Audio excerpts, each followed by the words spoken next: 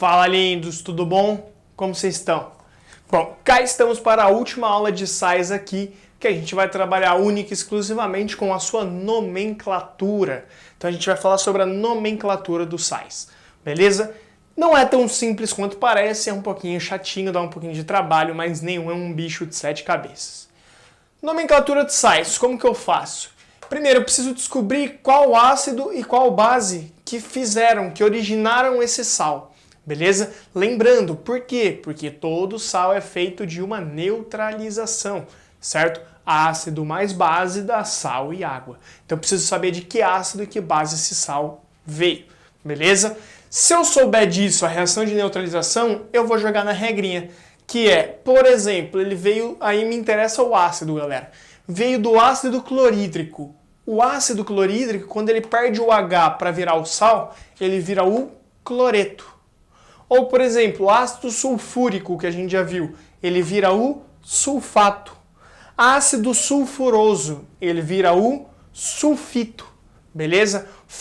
Ácido fosfórico vira o fosfato, ácido fosforoso vira o fosfito e por aí vai. Ácido hipocloroso, que perde 2 oxigênios, vai virar o hipoclorito.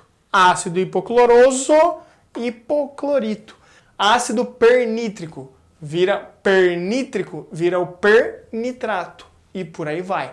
Lembra que os prefixos, eles acompanham, certo?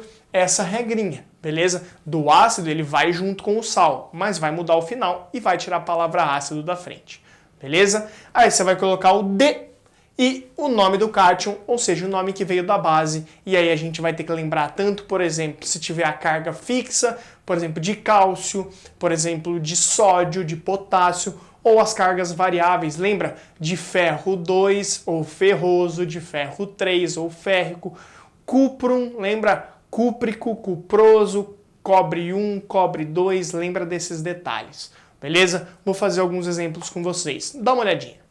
Por exemplo, NaCl. Você tem que lembrar do que, filho? Você tem que lembrar disso aqui, ó. NaCl, ele veio do NaOH e do HCl. Eu coloco o OH para completar a base. Primeira parte sempre vem da base.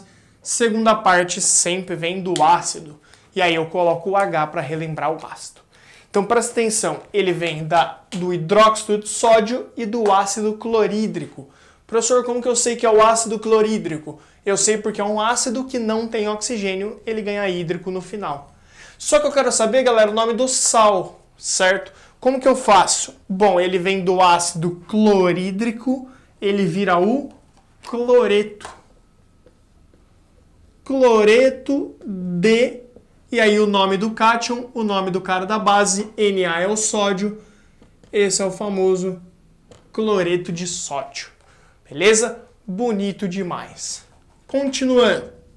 Se eu pegar, por exemplo, esse cara aqui, ó, K2SO4. Vamos separar aqui? Vamos separar aqui? Ó. Nesse caso, filho, você vai colocar o OH, ó, KOH, HSO4. Aí você só vai ter que consultar na sua tabelinha de ácido e base se está certinho. Se você errar nesse momento aqui, por exemplo, HSO4, está errado, ele vem do H2SO4. Mas se você errar agora, você ainda não erra o nome, porque o nome do ácido depende do número de oxigênio que você já tem. Então não vai fazer tanta diferença você errar aqui pro nome do sal, beleza?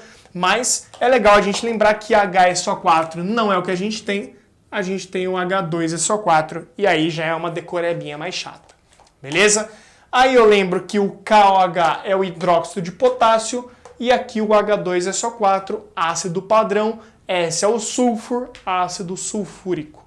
Ácido sulfúrico, final ico, vira ato. Então o ácido sulfúrico vira o sulfato. Sulfato. Sulfato do quê? Bom, se eu tenho hidróxido de potássio, eu tenho sulfato de potássio. Beleza? Sulfato de potássio. Combinado? Bom, continuando. Se eu tenho, por exemplo, esse aqui é clássico. Ó, NaClO. Ô, professor, doideira, doideira, hein? Ó, lembra que o NH4 é um cátion, é o amônio, NH4OH e o HClO. Lembra que lá nos ácidos padrões, se você pegar a sua tabelinha, é o HClO3. Aqui é o HClO1. Ele perde 2 oxigênios. Ele era o ácido clórico, perde 1, vira o ácido cloroso, perde 2, vira o ácido hipocloroso. O ácido hipocloroso vira o hipoclorito. O hipo, ele acompanha. Então, ácido hipocloroso vira o hipoclorito de amônio. Hipoclorito de amônio, porque o NH4 é o amônio. Então, não esquece, você tem que, ó, se você dominar nome de ácido, você domina com certeza o nome de sal, porque é pegar o nome de ácido e jogar na regrinha. E claro que a regrinha, galera, tem um jeito de fazer. Você começa pelo lado direito aqui, ó, mosquito, calma aí que eu risquei minha espada de sangue. Mosquito, teimoso, te pico, te mato, te meto no vidrico. Vidrico, vidro pequenininho. Então você começa embaixo do lado direito e vai sempre uma pro lado, sobe, uma pro lado, sobe, uma pro lado, fechou. Mosquito, lado. Teimoso, sobe. Te pico, volta. Te mato, sobe. Te meto, volta, vidrico. Então, mosquito, teimoso, te pico, te mato, te meto, vidrico. É assim que você vai lembrar isso aqui. Então, você sabe nome de ácido, você joga no mosquito, teimoso, te pico, te mato, te meto, vidrico, e aí você consegue achar a primeira parte do sal, a segunda é extremamente fácil. Beleza? Por último, quero passar para você, se eu pegar, por exemplo, olha isso aqui, ó. Separa o cátion do ânion, aqui é o AlOH, lembra que o Al é o OH3, mas não vai fazer diferença se você não lembrar, beleza? E o BrO2, ele vem do HBrO2. Mas, professor, não tem diferença aqui esse 3, né? Não, esse 3 é só o balanceamento das cargas, certo? Então não se preocupe com isso. Se preocupa com o quê? HBrO2, se a gente lembrar lá do ácido padrão, é o HBrO3, que é o ácido brômico. Se ele perde um e vira o HBrO2, certo, um oxigênio, ele passa a ser de ácido brômico para ácido bromoso. Ó, ácido bromoso vira o bromito. Então ele é o bromito de alumínio. E galera, é claro que isso aqui vai persistir se for, por exemplo, se fosse de ferro. Então você volta lá na aulinha de base e é a mesma coisa. Olha o último exemplo que eu vou te dar. Se for por um acaso o Fe é SO4 e o Fe